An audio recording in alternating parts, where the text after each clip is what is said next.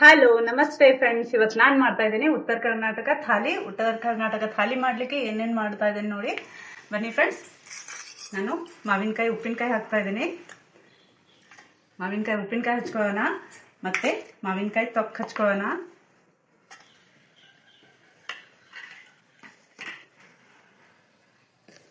ಮತ್ತೆ ಮೊಸರು ಇಟ್ಕೊಳ್ಳೋಣ, ರೈಸ್,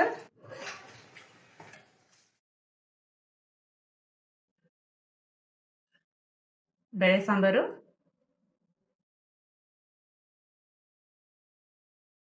ಗಟ್ಟಿಯಾದಂತ ಬೇಳೆ ಸಾಂಬಾರು ಮಾಡಿದ್ದೀನಿ.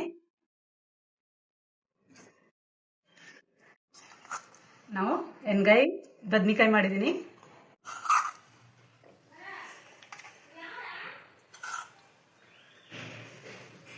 ಇದು ಹಸಿ ಖಾರದ ಎಣ್ಗಾಯಿ ಬದ್ನಿಕಾಯಿ.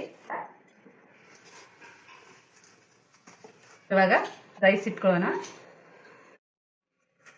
ಮತ್ತೆ ರೊಟ್ಟೆ,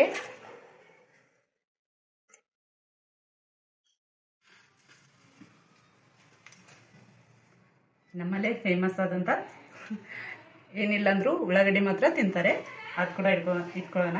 ಸೌತಿಕಾಯಿ, ನಾನು ಸ್ವೀಟಲ್ಲಿ ಧಾರವಾಡ ಪೇಡ ಇಡ್ತಾ ಇದ್ದೀನಿ.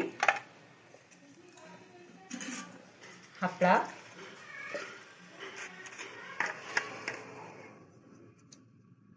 ಮಜ್ಜಿಗೆ,